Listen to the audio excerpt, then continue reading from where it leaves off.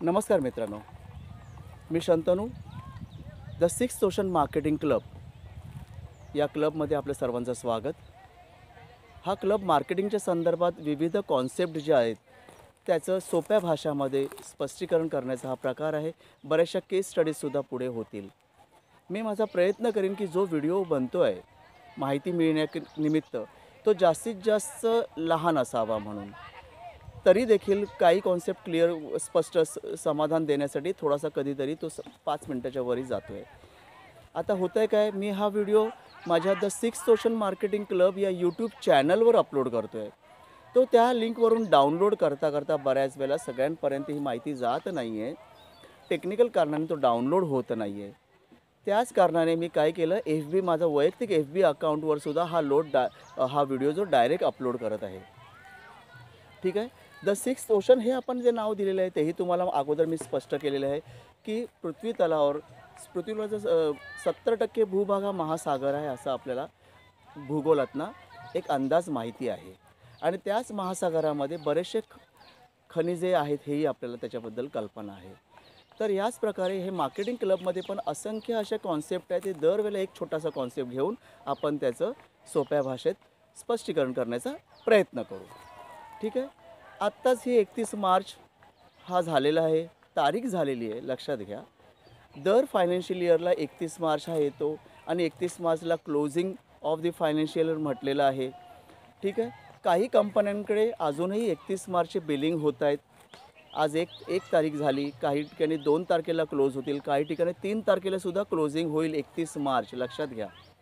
मग याच्यामध्ये काय करतात, जे पण आजही ऑर्डर्स येत आहेत ते 31 मार्चच्या तारखेने येत आहेत. पेमेंट आहे तो ऑनलाईन असेल, पेमेंट टर्म्सप्रमाणे तो पेमेंट दिला जाईल. पण समजा इमिजिएट पेमेंट पद्धत असेल तर 31 मार्चचा चेक घेतला जातो आहे, हे लक्षात घ्यायचं आहे आपल्याला, जेणेकरून टेक्निकली ते कुठेही अडकणार नाही आहेत. तर ऑर्डर्स त्याच्याप्रमाणे डिस्पॅच होत आहेत. ह्या अशा बऱ्याचशा कंपन्या अशा करतात. त्याच्यामुळे अशा सगळ्या ज्या कंपन्या करत आहेत, ठीक आहे, आपला टर्नओव्हर वाढवण्याच्या निमित्ताने, आपले स्कोर्स वाढवण्याच्या निमित्ताने जे अशा कंपन्या ऑपरेट करतात सॉरी, त्या कंपन्या 1 एप्रिलचं बिल ते कंपनी बनवत नाही. त्याच्यामुळे इथे 1 एप्रिल फुल हा प्रश्नच नाही येते. त्यांचं 31 मार्चच चालू असतं. ठीक आहे. आता मी पुढे जातो. अशा वेळेला काय होत असतं, एक आपल्याला कल्पना आहे की प्रायमरी सेल्स, सेकंडरी सेल्स आणि टर्शरी सेल्स, हे सेल्समध्ये हे विविध प्रकारचे सेल्स आहेत. तर टर्शरी सेल्स जो आहे तो सेल्स म्हणजे रिटेलरकडून ग्राहकांनी जेव्हा घेतला जातो, प्रोडक्ट विकत घेतला जातो, त्याला आपण टर्शरी सेल्स म्हणतो. ठीक आहे. आणि हा टर्शरी सेल्स प्रत्येक कंपनीला फार महत्त्वाचा असतो, हे लक्षात घ्या. प्रायमरी सेकंडरी हे चॅनल पार्टनर्स करिता आहेत. कंपनीचे प्रायमरी सेल जो आहे तो काय होतो, कंपनीकडून त्या प्रथम डीलरकडे किंवा डिस्ट्रीब्युटरकडे त्यांच्यापर्यंत जो जातो त्याला आपण प्रायमरी सेल्स म्हणतो. सेकंडरी सेल्स डीलर आणि डिस्ट्रीब्युटरकडनं रिटेलरकडे जातो. आता हे डिस्ट्रीब्युटर, डीलर, ऑथोराइज डीलर, सब डीलर, रिटेलर हे कोण आहे, हे चॅनल पार्टनर्स आहेत. आपल्याला अगोदर मी सांगितलेलं आहे. मार्केटिंग इंटरमिडियरीज म्हटलं त्यांना. ठीक आहे. कंपनीकडनं ग्राहकाकडे जे मध्ये पाईपलाईन आहेत, चॅनल आहेत, हे मार्केटिंग इंटरमिडियरी आहेत. ठीक आहे. मग याच्यामध्ये हे विविध लोक आहेत रिटेलरपर्यंत. रिटेलर कोण आहे, ग्राहकांच्या जवळ, at the reach of customer. ठीक आहे. ग्राहकांच्या जवळ जे आपल्याला असतील त्यांना रिटेलर म्हटलं आहे. आणि मग रिटेलरकडनं ग्राहक माल खरेदी करतात, हे आपल्याला एवढं माहिती आहे. आता काय होतं, ह्या 31 मार्च म्हटल्यानंतर मार्चच्या वेळेला प्रायमरी सेल्सला जास्तीत जास्त भर दिलेला आहे. म्हणजे कंपनीच्या वेअरहाऊसमधनं, कंपनीकडनं प्रथम डिस्ट्रीब्युटरकडे आणि डीलरकडे, आणि थोडासा फार वेटेज सेकंडरी सेल्सला सुद्धा दिलेलं आहे, म्हणजे डिस्ट्रीब्युटरकडनं रिटेलरकडे. आता ह्या प्रक्रियेला तिसरा टर्शरी जो आहे ना, तो आज 31 मार्चचा तेवढा टर्शरी सेल्सचा आज विचार नाही करत आहेत. तरी देखील प्रत्येक कंपनीला टर्शरी सेल्स महत्त्वाचा, प्रायमरी सेल्स फिगर्स देत आहेत, पण टर्शरी सेल्स ग्राहकपर्यंत आपला प्रोडक्ट पोचणं, त्या प्रोडक्टला वापरणं आहे ना, त्याचे फायदे घेणे आणि त्याचा फीडबॅक देणे, हे प्रत्येक कंपनीला महत्त्वाचं आहे. ऑब्जेक्टिव्ह असतं ते कस्टमरपर्यंत प्रोडक्ट गेला काय, कसं त्याला वाटलेलं आहे, हे फीडबॅक्स आहेत त्याच्यामध्ये.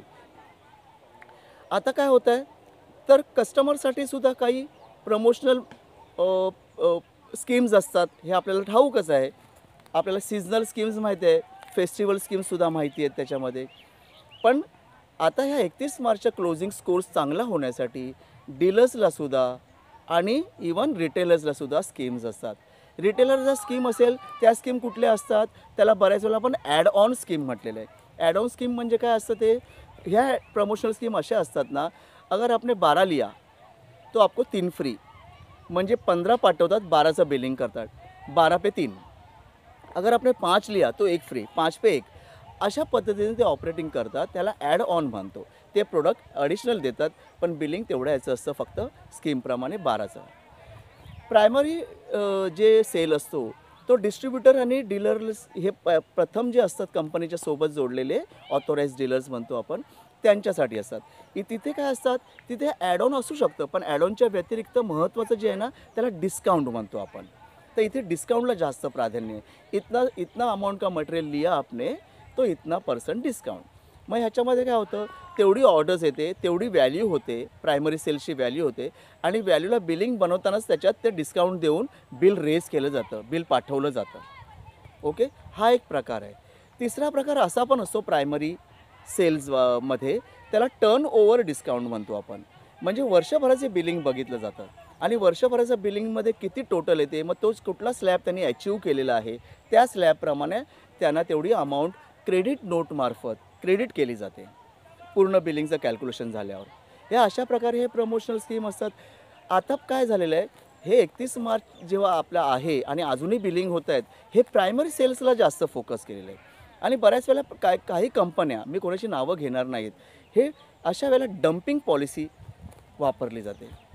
डम्पिंग पॉलिसीचे फायदे बरेच आहेत. म्हणजे आपला जो माल आहे तो माल पूर्ण चॅनलमध्ये, ही पाईपलाईन आहे, ग्राहकांपर्यंतची जी पाईपलाईन आहे त्याच्यामध्ये तो फ्लड होतो पूर्णपणे, तो भरला जातो सर्वत्र ठिकाणी. म्हणजे डीलर्स आपल्याला कंपनीला वाटतं की येस, डिस्ट्रीब्युटरकडे चांगला माल आपण दिलेला आहे, प्रायमरी सेल्स चांगलं झालेलं आहे, तो सेकंडरी सेल्स पण झालेला आहे. सेकंडरी सेल्स कसा होतो, त्याच्यामध्ये बऱ्याच वेळेला जो डिस्काउंट मिळतो तो डिस्काउंट पास करण्याची प्रकार असतो रिटेलरला. मग रिटेलरला पास केलं तर थोडासा त्याच्या गोडाऊनमधला मटेरियल जो आहे प्रायमरी डीलर्सचा, तो तिकडे सेकंडरी त्याच्या शॉपमध्ये पण जाऊ शकतो. ठीक आहे. म्हणजे ही प्रोसेस कशी आहे, वेअरहाऊस, कंपनीच्या वेअरहाऊसमधनं प्रायमरी डीलर्सकडे, ऑथोराइज डीलर्सकडे, तिकडनं रिटेलरकडे हा असा मटेरियल पास होतो. म्हणजे ownership of the product pass होते आणि नंतर ते payment as per the terms and condition ते पेमेंट कंपनीकडे येतं. ठीक आहे, ही सायकल आहे. आता डम्पिंग बऱ्याच वेळेला फायदा आहे, पण कधीकधी प्रत्येक मॅनेजरनी हे लक्षात घेणं गरजेचं आहे की डम्पिंगमुळे आपला डिस्ट्रीब्युटर, डीलर नाराज होता कामा नये, त्याच्या आवाक्याच्या बाहेर काही गोष्टी होता कामा नये, हे पण लक्षात घेणं गरजेचं आहे.